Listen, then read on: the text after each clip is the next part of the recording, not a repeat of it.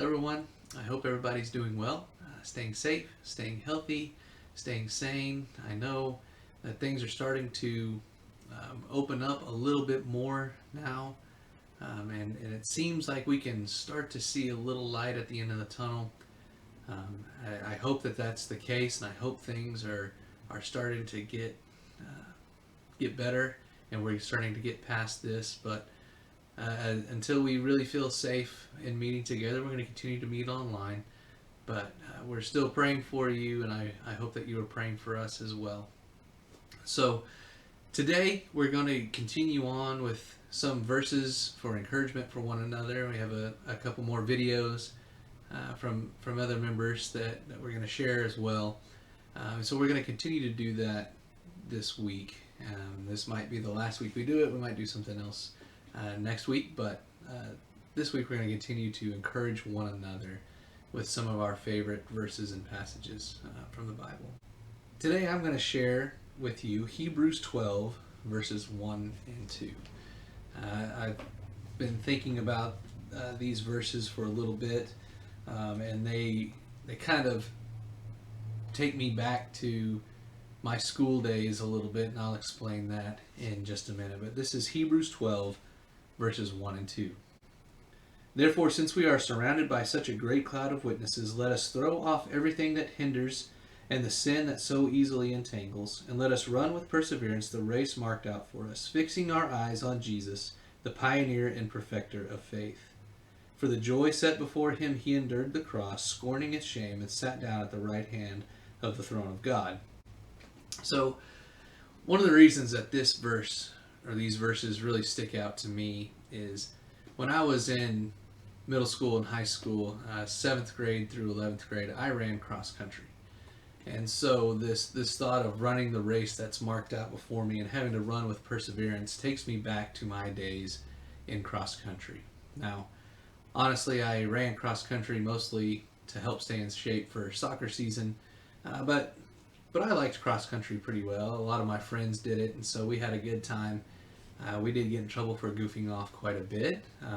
I think some of the times we actually worked hardest in practice, we were goofing off and kind of got in trouble. But anyway, it makes me think of my time in cross country. And one of the things that I thought of with cross country in this verse is this thought of running with perseverance. And we had to practice a lot. We had to run a lot during practice to be ready for the race that we are going to run.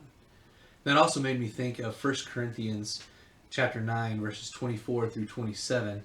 And Paul talks about running a race in this way. Do you not know that in a race all the runners run, but only one gets the prize? Run in such a way as to get the prize. Everyone who competes in the games goes into strict training. They do it to get a crown that will not last, but we do it to get a crown that will last forever.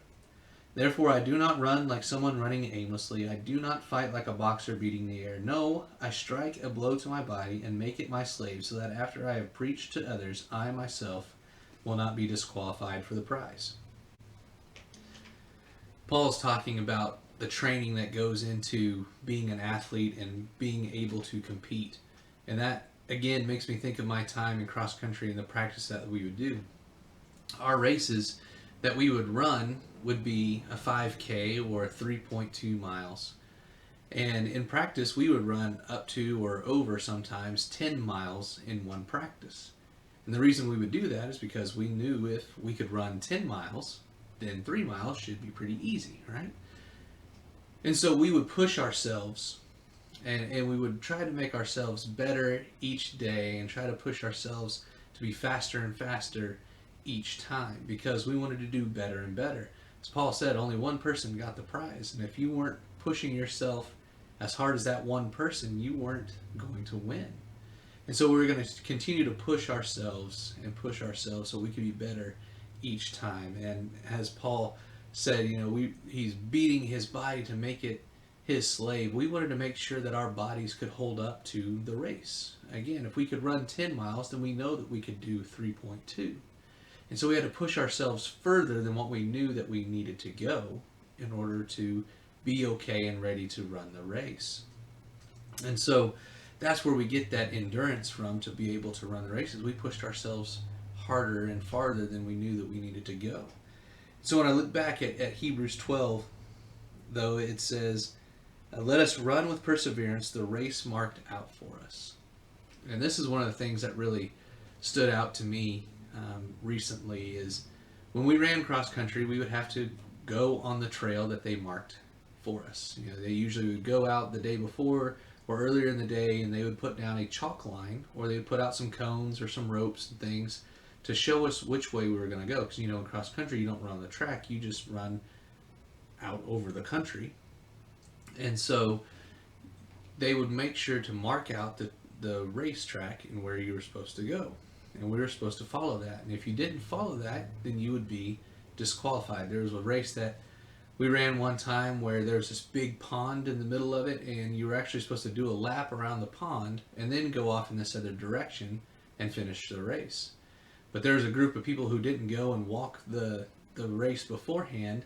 They didn't read the map and study it, and so when it came time for the race, most of the people turned left the way they were supposed to go, and some of the people turned right, which was not where they were supposed to go. And they cut out a big portion of the race, and everybody's wondering how they finished the race so quickly, and they found out that they didn't go where they were supposed to go, and so they were disqualified. And so we have to make sure that we're running the race that is marked out for us. But also, when you're running a race that's been marked out, you just have to deal with what is on that path. Sometimes there'd be really big hills that we'd have to run up. Sometimes there'd be some rough terrain that we'd have to deal with. But whatever it was, we had to deal with the difficulties of the race because that was what was put before us. I remember one year, I think it was a conference meet. They had marked out the race the day before, and the day of the race, it poured. It poured all day long, and even during the race, it was pouring rain. And so we get out there and we start running, and we get to the spot in the race where they wanted us to go down a hill into the valley a little bit and then go back up. The problem was it had been raining all day long, very hard. And so when we get to this spot in the course, the water was almost chest level. And so we ended up having to swim part of our race. And there were some other parts along that course as well that were completely flooded that we had to deal with that we weren't really expecting to have to swim in a cross-country meet. But there are some things that come up in a race that you have to deal with, some difficulties that you have to deal with. And that's one of the things that I thought about with what's been happening recently. All these different difficulties that have come with this coronavirus and things, all these different worries that maybe we didn't have before. They're things that we have to deal with. But as Paul says, when you prepare, then you are ready for anything that kind of comes at you. And so when we think about our spiritual life and our spirituality, we need to train ourselves in a way that when difficulties happen, we don't miss a beat. We're able to go through those things. We're able to persevere and push through, and we can continue on and go towards the finish line. When all of a sudden the country seems like it's crumbling and the economy's crumbling and there's such worry over health and all these other things, we're in such a good spot in our spiritual walk that those don't bother us, that we can just push through them. We know that the finish line's on the other side and we're okay. And so we need to prepare ourselves spiritually to deal with hard times. And so I've been thinking over the last few weeks, are we training ourselves to survive difficult times? Are we training ourselves to deal with these things spiritually? And one of the things that we would do in cross country is we would work together. You don't have to do this alone. When we ran cross country and during practice, we would push one another. We would help one another. We put the fastest guy at the start, and we had to try to keep up with him, and that pushed us to get better. Or sometimes we had the fastest guy at the back and said, you can't let him catch you, and so he would push us forward. But we had each other, and when we have one another, we're able to pull each other along. We're able to lift each other up. We're able to encourage one another. Um, I always ran faster times when I ran with somebody else rather than myself. It's because we're able to help each other along and to push each other. And that's what we need to do spiritually. We don't have to go through these hard times alone. We don't have to train spiritually by ourselves. We have each other. Maybe we need to look at one another and say, hey, you are somebody that I think is further along spiritually than I am. Can you be that person that pushes me, or the person that I can strive for, and you can lead me along and show me how do I get to where I can persevere through some of these things, because I have difficulty, and it's okay to admit to have difficulty, but we need to push each other along. We need to be training one another. We need to training ourselves to get through some of these difficult times. And just as the writer of Hebrews says, we need to make sure that our focus is on the finish line, and that's being with Jesus. When we put our focus on that finish line, then we can push through all these other things.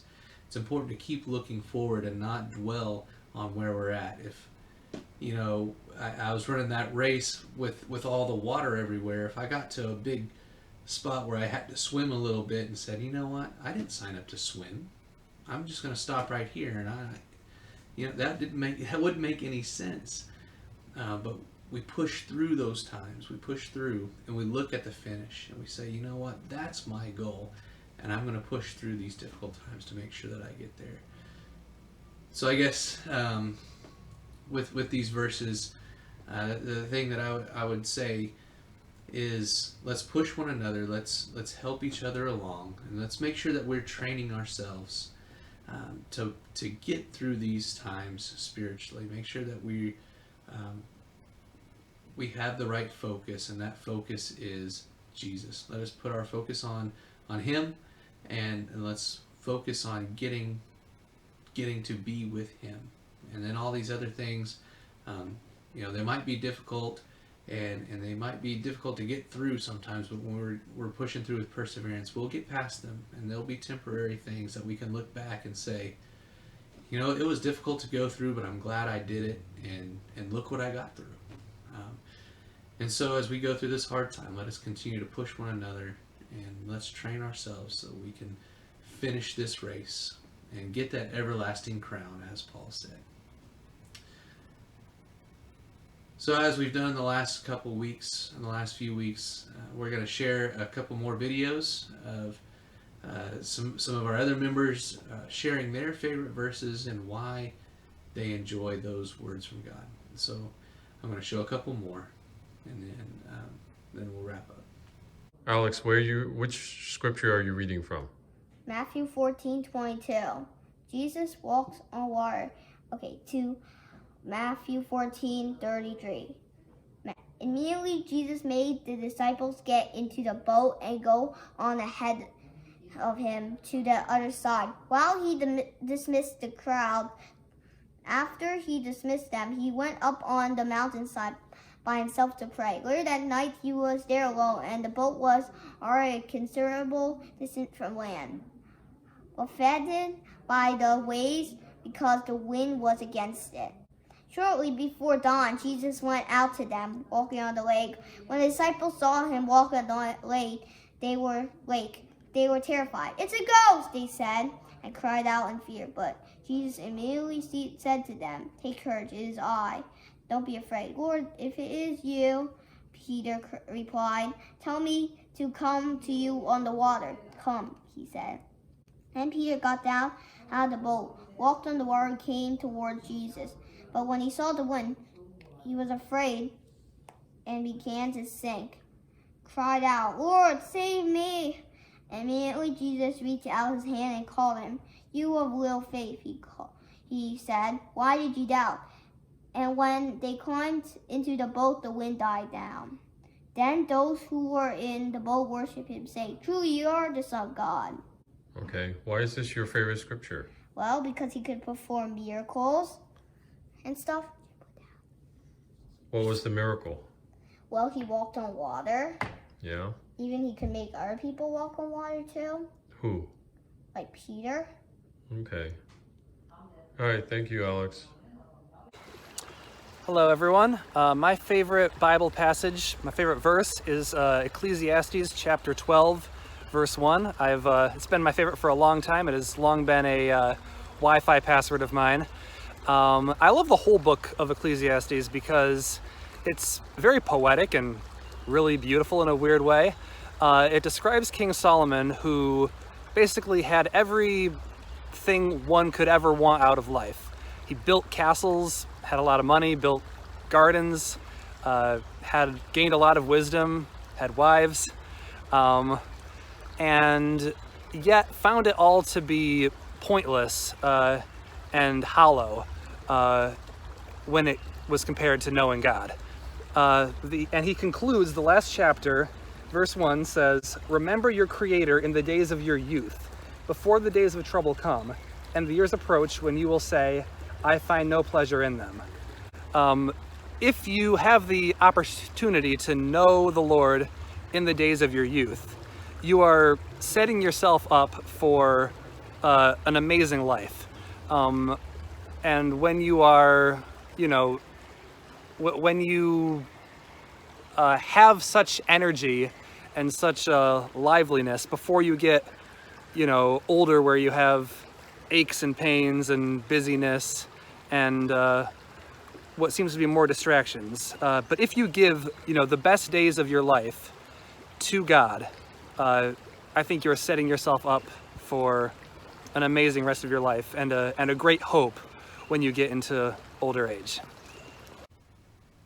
So I want to thank you again for being with us. But I hope that you, again, are doing well. If there's anything that you need, please let me know, and I'll do my best to help you with that. Continue to pray for us, and we'll continue to pray for you. Hopefully we'll be able to see each other in person soon. But until then, let us continue to push through and persevere through this difficult time. I'll see you later.